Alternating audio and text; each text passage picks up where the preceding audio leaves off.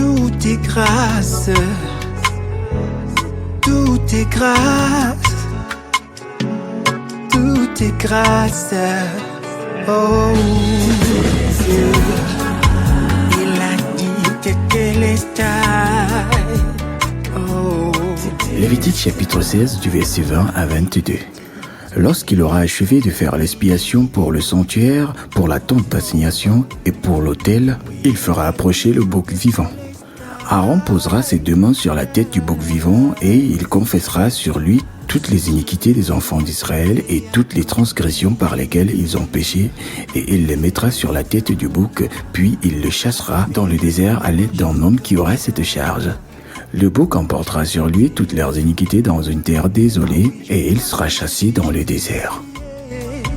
Oh oui, oh oui, oui, oui. Tétélestai. Oh, tout est accompli. Bonjour et bon réveil matinal. Bienvenue à ce nouveau numéro des Tétélestai présenté par le pasteur Paris Tala. Il a fait tout cela en mon absence. Bonjour à tous les frères et sœurs, bonjour à tous les auditeurs de Tétélestai, bonjour à tous ceux qui prennent comme ça la peine tous les matins d'écouter cette méditation, aussi de les partager. Moi, je suis le pasteur Paris Tala et toujours très content de pouvoir comme ça partager la parole de Dieu avec vous les matins. Il n'y a plus de condamnation pour moi et il a fait à la croix aussi. Alors bien aimés, nous sommes toujours dans notre livre de Lévitique en train de voir comment est-ce que Dieu a travaillé pour que les instructions, le processus par lequel on obtenait le péché en Israël, que c'était déjà établi, qu'il fallait l'animal, il fallait que le sang soit versé selon Lévitique chapitre 17, le verset 11, il fallait que le sang soit versé pour que le péché soit pardonné, et il fallait que quand quelqu'un se rendait compte qu'il avait péché, il devait amener un animal au sacrificateur selon sa classe, que ce soit un chef, un simple israélite ou un leader. Il devait amener selon sa classe l'animal qui avait été dit pour obtenir. Le sacrificateur devait examiner et sacrifier l'animal. Mais la chose a progressé. Pendant que nous arrivons dans le chapitre 16, nous voyons que les choses ne se passaient plus comme ça, parce que c'était fatigant que chaque Israélite apporte un animal. Donc il fallait que le tabernacle soit grand et il fallait qu'il y ait beaucoup de sacrificateurs. Donc avec le temps, Dieu a changé la façon de faire maintenant. Et le sacrifice pour le péché devait avoir lieu une fois par an, appelé le jour de Yom Kippour, c'est-à-dire le jour d'expiation. Et ce grand jour d'expiation qui était une grande fête pour les Israélites, ce n'est plus chacun qui venait avec son animal pour obtenir le pardon du péché. Quand tu péchais, tu devais attendre ce grand jour pour que le souverain sacrificateur seul, c'est-à-dire une seule personne maintenant, venait avec deux boucs, l'un à être sacrifié et l'autre appelé Azazel, qui devait être libéré dans le désert, comme nous avons lu dans notre texte. dont le souverain sacrificateur de la famille d'Aaron devait venir, bien aimé, avec Aaron et un membre de sa famille, étant le souverain sacrificateur, représentant des hommes devant Dieu et le représentant de Dieu devant les hommes. Et quel était son travail? Amener deux boucs, l'un appelé Azazel, dont il devait imposer les mains, confesser les péchés de toutes les Israélites. Ce n'est pas chacun qui venait confesser ses péchés sur ce bouc, non. Il représentait tout le peuple, donc tout le peuple était réuni en ce sacrificateur.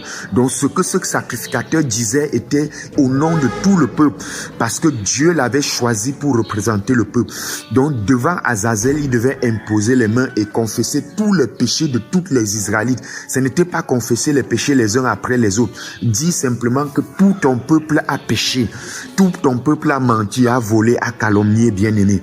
Et il devait maintenant, quelqu'un qui était déjà prêt, devait partir avec cet Azazel et le libérer dans le désert. Il part, il éloigne comme ça le péché de tout Israélite loin d'eux. Et le deuxième bouc, qui était le bouc expiatoire, devait être sacrifié. On devait confesser et égorger le bouc. Il va amener le sang dans le lieu très saint sur le propitiatoire, qui était le lieu de la miséricorde. C'est là où Dieu et l'homme se rencontraient. C'est là où le souverain sacrificateur et Dieu se rencontraient. Et bien aimé, si Dieu accepte parce qu'il pouvait arriver qu'il amène le sang là-bas. Dieu n'accepte pas et il meurt dans ce lieu très saint. Ici, Dieu accepte le sang qui a été versé pour le sang du bouc. Le souverain sacrificateur va sortir et quand il sort de ce lieu très saint, comme ça pour dire au peuple que vos péchés ont été pardonnés et chacun devait rentrer étant sûr que je ne suis plus un pécheur, tous mes péchés sont pardonnés. Donc voilà comment ça se passait, bien-aimé. J'ai essayé de raconter de façon succincte, de façon bref, bien-aimé, ce qui se passait, mais c'était encore plus compliqué, plus détaillé que ça. Mais j'essaie de résumer cela afin que nous voyons. Donc tout simplement, le cœur que je voudrais te transmettre, c'est que tu vois comment est-ce que c'est le souverain sacrificateur qui s'occupait du péché du peuple. Ce n'est pas le peuple qui venait s'occuper de ce péché, bien-aimé. Donc le grand jour d'expiation, c'était le jour où le représentant des hommes, appelé le souverain sacrificateur, et le représentant de Dieu, ce même souverain sacrificateur, la transaction se passait entre lui et Dieu. Ce n'était pas entre le peuple et Dieu. Il venait seulement donner le résultat au peuple. C'est la même chose que Jésus-Christ a fait.